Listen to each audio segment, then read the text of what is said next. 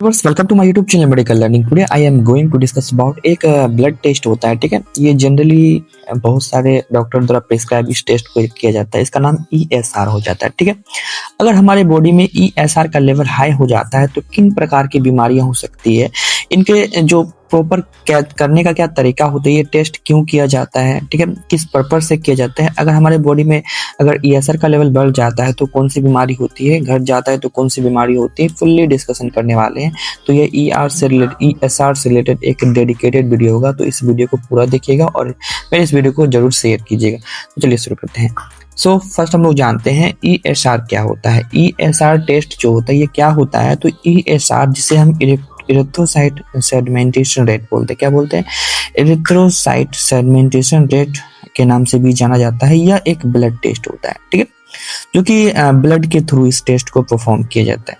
किसी पेशेंट में जब भी जो इस टेस्ट को करने के लिए ब्लड को लिया जाता है, जो कि रेड ब्लड के जो सेडिमेंटेशन यानी जो उसमें गिरावट होती है, ठीक है, 1 घंटा में वह जो हमारा ब्लड है, ठीक है, जो RBC होते हैं वो 1 घंटा में कितना सेटल डाउन होता है उसको बताने में ये हेल्पफुल करता है।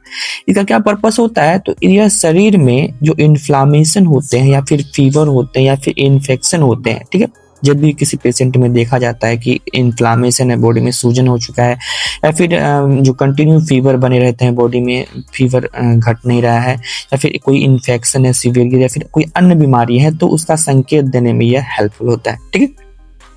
अगर किसी व्यक्ति में ESR अधिक हो जाता है तो इसका मतलब हो जाता है उस व्यक्ति के बॉडी में जो होता है इन्फेक्टेड है उसका बॉडी और इन्फ्लामेटेड है, और बहुत सारी उनमें प्रॉब्लम्स भी हो सकते हैं। उनमें ब्लड से रिलेटेड जैसे कि कैंसर संबंधी समस्याएं भी हो सकती है।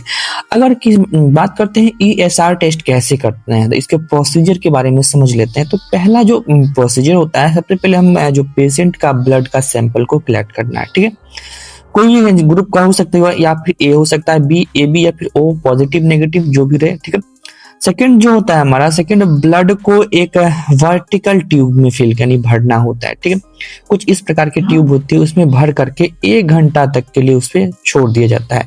एक स्टैंड होता है, इस स्टैंड पे इस ट्यूब को जो होता है सीधा करके रखा जाता है और 1 घंटा इस पे छोड़ दिया जाता है, ठीक है। थर्ड प्रोसीजर जो होता है, 1 घंटा में जितना भी यह ब्लड नीचे गिरती है, ठीक है, ये ब्लड का जो RBC होता है 1 घंटा में जितना नीचे बैठती है उसको mm/आवर में, जो मिलीमीटर पर आवर में मेजर कर लेते हैं, और यही हमारा क्या होता है, इरिथ्रोसाइट सेडिमेंटेशन रेट होता है, ठीक है। चलिए नेक्स्ट हम जानते हैं कि मनुष्य में जो होता है ESR कितना होना चाहिए, इनके बारे में जान लेते हैं। तो ESR रिपोर्ट के अकॉर्डिंग जो होता है यह अलग अलग ग्रुप में अलग अलग एज में अलग अलग होते हैं, ठीक है। जैसे कि पुरुषों में जो होता है यह 15 मिलीमीटर पर आवर तक होता है, यानी 1 घंटा में यह लगभग 15 मिलीमीटर पर आवर के बराबर या फिर उससे भी कम हो सकता है। महिलाओं की बात करें तो वह 20 मिलीमीटर पर आवर या उससे बराबर या फिर उससे कम हो सकता है। छोटे बच्चों में जो होते हैं वो 10 मिलीमीटर पर आवर के बराबर या फिर उससे कम हो सकते हैं, और नवजात शिशु जो होते हैं उनमें जो होता है 0 से लेकर के 2 मिलीमीटर पर आवर तक हो सकता है, ठीक है। ये इसका स्टैंडर्ड रेंज हो जाता है। नेक्स्ट जानते हैं इसके जो हाई हो, जब भी हमारा बॉडी में जो ESR लेवल हाई होता है तो कौन कौन से लक्षण देखने को मिलते हैं और उनके कारण कौन कौन बीमारियां होती है। जैसे कि आपको कंटिन्यू जो होता है हेडेक, सिर दर्द की समस्या कंटिन्यू बनी रहती है, ठीक है। अनएक्सप्लेन्ड यानी फीवर, यानी आपका जो फीवर होता है वो बहुत ही लंबे समय तक बने रहता है और जल्दी बुखार ठीक नहीं होते रहता है। वेट लॉस की समस्या कंटिन्यू बनी रहती है, और गेन, ठीक है, वजन बढ़ना या फिर घटना, इन सभी समस्याओं जैसे लक्षण देखने को मिलते हैं। ज्वाइंट मसल्स पेन और स्टिफनेस की समस्या आपके जो जॉइंट्स में बनी रहती है, ठीक है। जोड़ों में दर्द की समस्या रहती है। लॉस ऑफ एपेटाइट यानी भूख में कमी की समस्या, एनोरेक्सिया और एनीमिया, ठीक है। खून की कमी भी ये सबसे बड़ा कारण होता है। जनरली जो प्रेगनेंसी होती है, प्रेगनेंसी में ESR का लेवल बहुत ज़्यादा हाई देखने को मिलता है क्योंकि इसमें खून की भी कमी रहती है। फटीग, टायर्डनेस, थकान और कमजोरी की समस्या के साथ साथ आपको डायरिया की समस्या बनी रहती है, ठीक है। पेट संबंधित प्रॉब्लम्स, जैसे यह जनरली जो ESR होता है ये टाइफाइड में भी ज़्यादा देखने को मिलता है। वॉमिटिंग, स्टमक पेन जैसी समस्या, इसके अलावा एलोपेशिया, हेयर लॉस की समस्या, ठीक है, बालों का झड़ना, और जो होता है नाइट स्वेट्स यानी रात में ज़्यादातर पसीना आना, ये भी सबसे बड़ा जिसका मतलब जब भी ESR का आपका हाई होता है तो ये भी सबसे बड़ा प्रॉब्लम इसमें देखने को मिलता है।